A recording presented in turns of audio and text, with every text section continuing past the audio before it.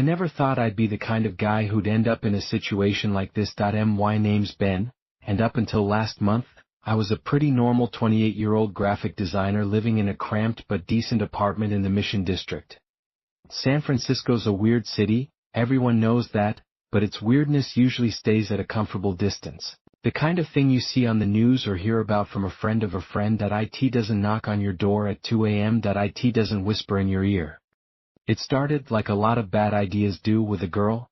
Her name was Chloe. We'd been dating for about 3 months. It was that early, feverish stage where everything about her was intoxicating. She had this way of looking at me, her head tilted just slightly, her dark eyes holding mine a second too long, that made my stomach flip. She was an artist, a sculptor, and she moved with this unconscious, fluid grace that was hypnotic to watch.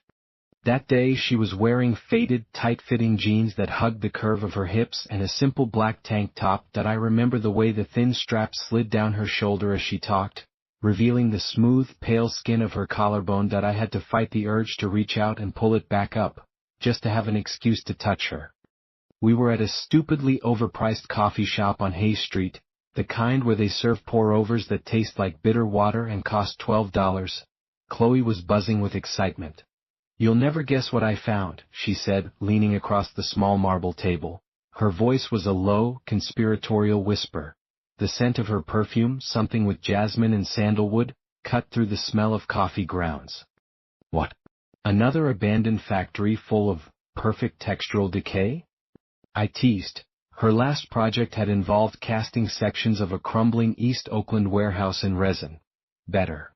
A slow, flirtatious smile spread across her lips. A house on Alamo Square. A real, honest-to-God Victorian, just sitting there empty. The painted lady tour buses don't even go past it. It's like it's hiding in plain sight. Alamo Square. The name alone conjured images of those perfect, colorful row houses, the postcard view with the city skyline behind them. But San Francisco is a city of layers, and for every pristine painted lady, there's a dozen forgotten, dilapidated sisters lurking on the side streets. Empty? In this city? Who just leaves a Victorian empty? I took a sip of my coffee. It was, as predicted, bitter and overpriced. "The story is the owner died like a decade ago," she said, her eyes gleaming. "No family. It's stuck in some kind of probate hell. The realtor sign is so sun-bleached you can barely read the number. I peeked in the windows, Ben. The place is a time capsule.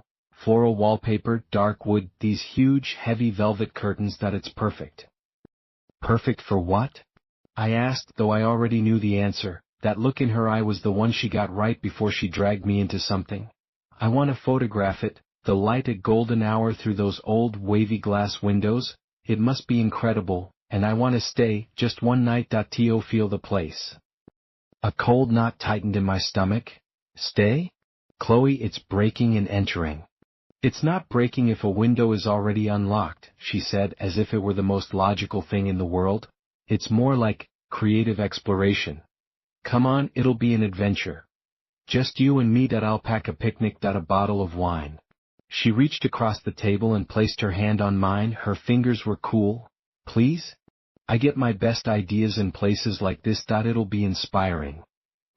I looked at her. The way her tank top stretched taut across her chest as she leaned forward, the faint pulse in her neck. I was a rational guy. I paid my taxes on time. I had a 401k, but right then the thought of being alone with her in some dark, forgotten house was more compelling than any common sense. The risk felt like part of the attraction. A shared secret. My desire for her got all tangled up with the thrill of the forbidden.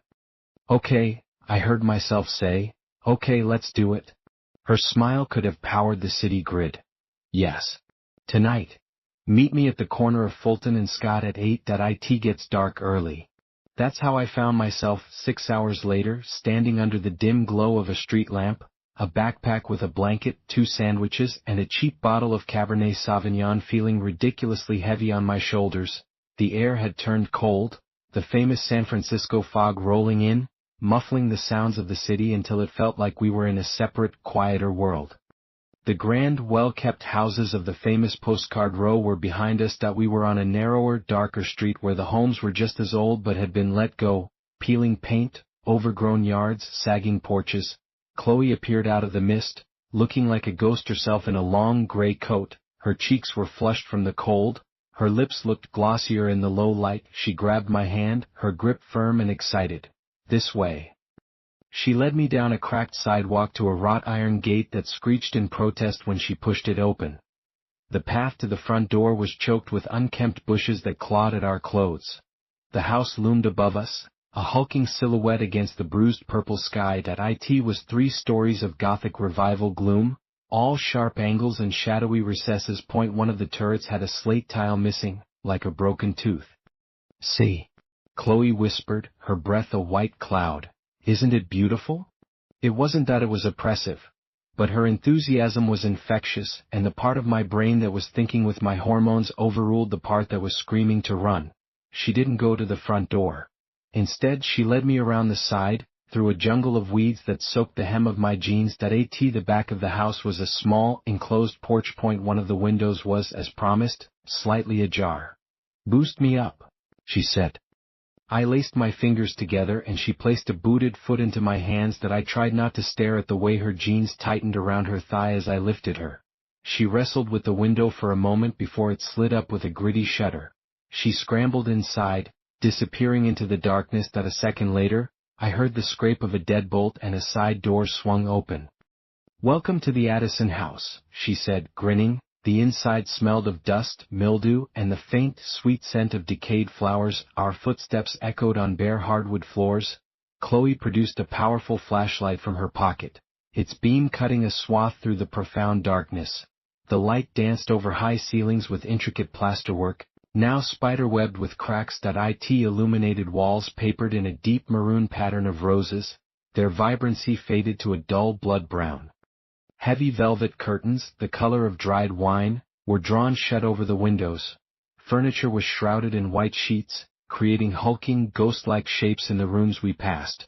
"It's like everyone just got up and left one day," Chloe murmured, her voice full of reverence. She ran a finger along the top of a sheet-covered table, leaving a clean line in the thick dust.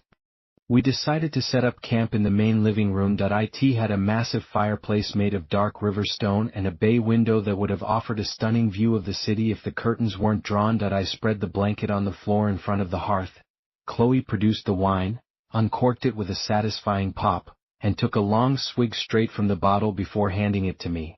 The wine was cheap and acidic, but it warmed my throat.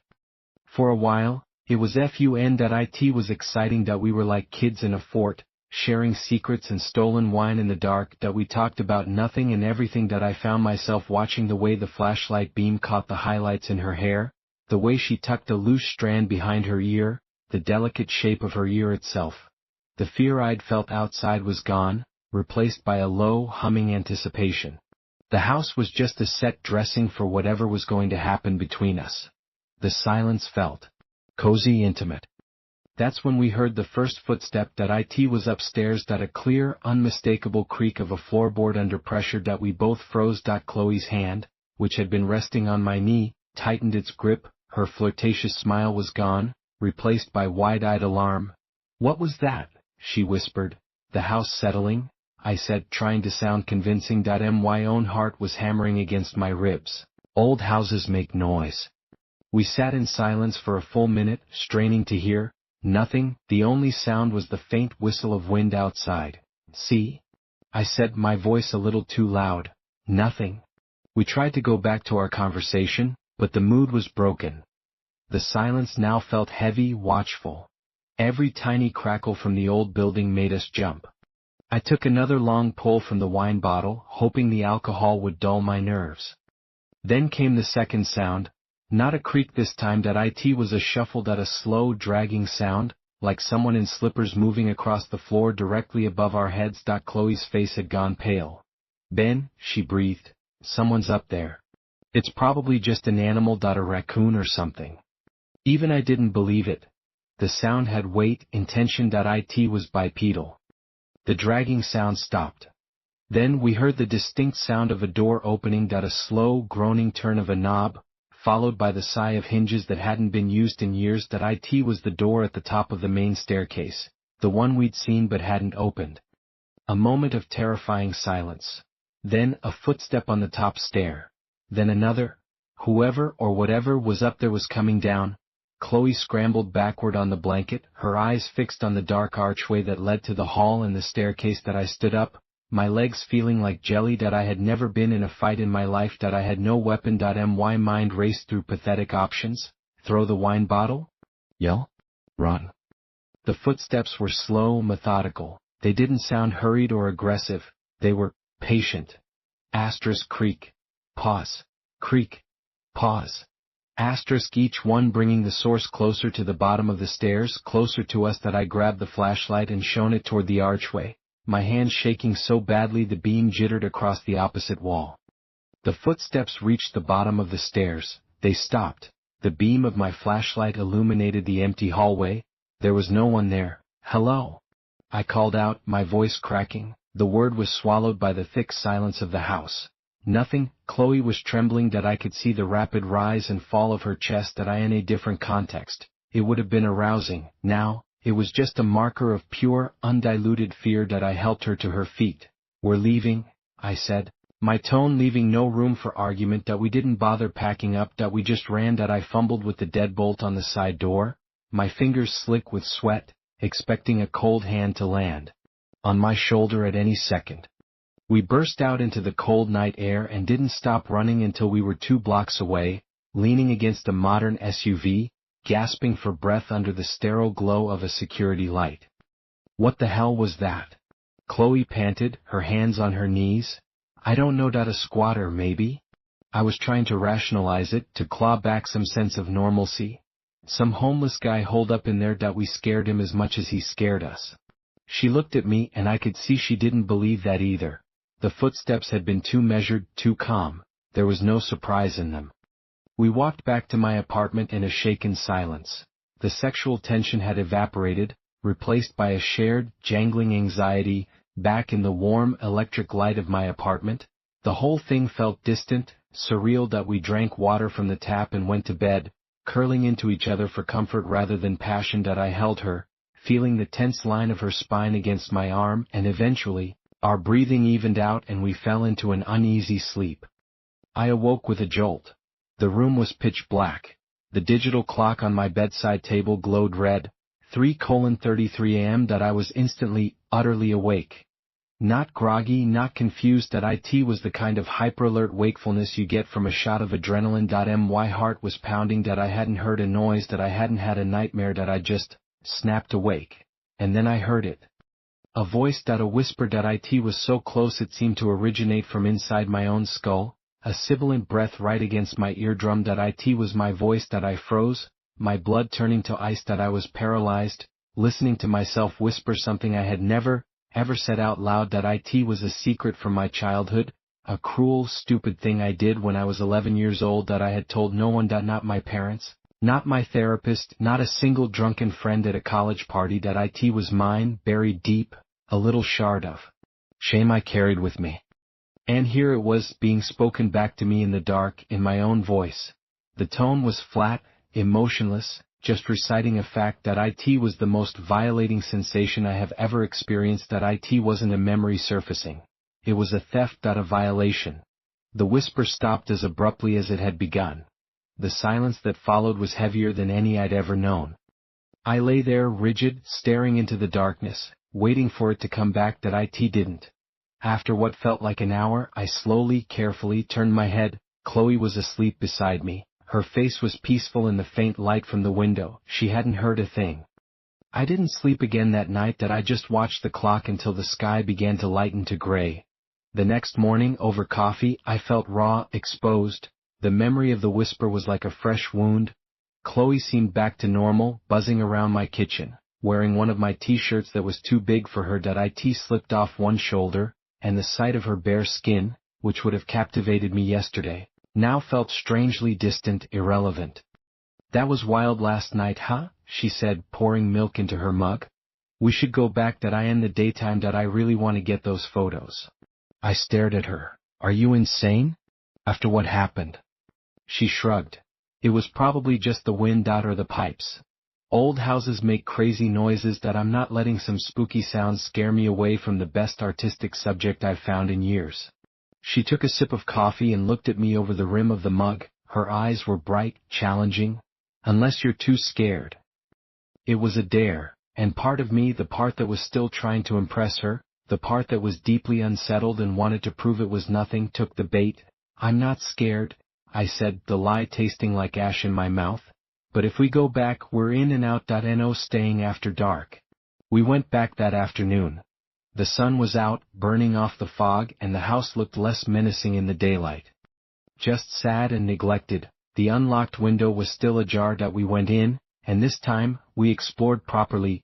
Chloe was in her element, taking hundreds of photos on her digital camera, marveling at the peeling wallpaper, the water-stained ceilings, the grand rotting staircase. I followed her, my nerves still frayed from the night before, jumping at every shadow.